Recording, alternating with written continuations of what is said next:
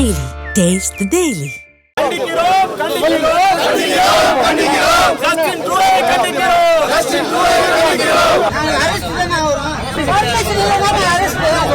நான் ஜெயிலுக்கு போறேன் எல்லாரும் பாத்துக்க நானும் பெரிய ராவடிதான்.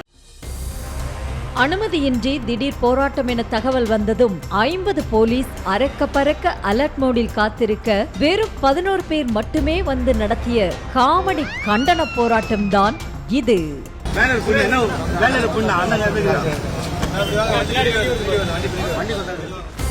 கனடாவில் இந்து கோவில் மீது தாக்குதல் நடத்தப்பட்ட விவகாரம் பெரும் பரபரப்பை ஏற்படுத்தியது. தாக்குதலுக்கு கண்டனம் தெரிவித்த இந்திய அரசு சம்பந்தப்பட்டவர்கள் மீது நடவடிக்கை எடுக்க கனடா அரசை வலியுறுத்தி வருகிறது.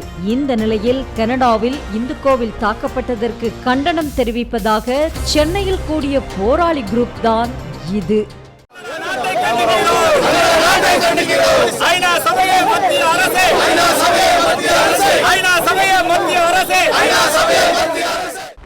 சென்னை அண்ணா சாலையில் இந்து மக்கள் கட்சி சார்பில் அனுமதியின்றி போராட்டம் நடத்தவிருப்பதாக போலீசாருக்கு தகவல் வந்தது. மதம் சார்ந்த விஷயம் என்பதால் ரகசிய தகவல் வந்த அடுத்த நொடியே 50 போலீஸ் 3 வாகனங்கள் என காவல்துறை படையே அண்ணா சாலையில் குவிந்தது.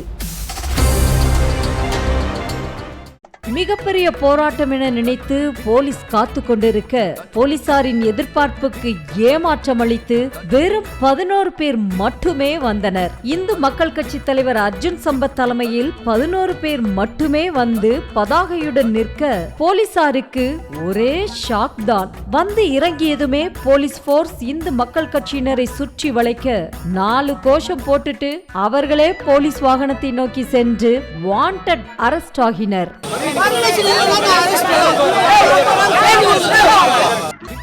அதிலும் கனடா பிரதமர் பெயரை சொல்லி கண்டிக்கிறோம் என கூட்டத்தில் கோஷம் போடும் போதெல்லாம் அது ஜஸ்டின் ட்ரூடோவா அல்லது சச்சின் டெண்டுல்கரா என்று யோசிக்கும் அளவுக்கு தான் இருந்தது.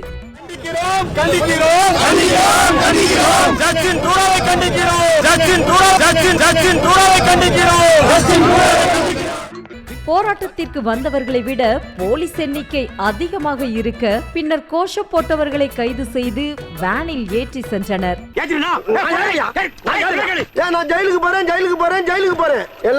எல்லாரும் பெரிய ராவடிதான். பெண்கள் அதிகம் பேர் வருவார்கள் என நினைத்து 4-5 மகளிர் போலீசார் வேறு வந்திருந்த நிலையில் ஒரே ஒரு பெண் மட்டும்தான் கோஷம் போட்டுக் கொண்டிருந்தார்.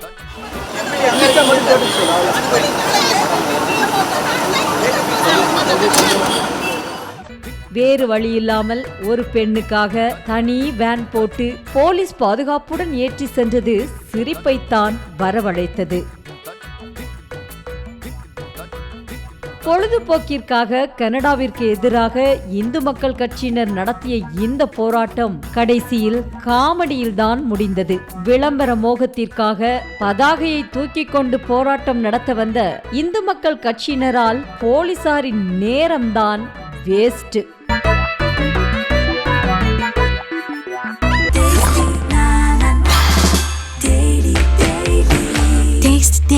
Taste the Daily. செய்திகளை உடனுக்குடனும் துல்லியமாகவும் தெரிந்து கொள்ள சப்ஸ்கிரைப் பண்ணுங்க.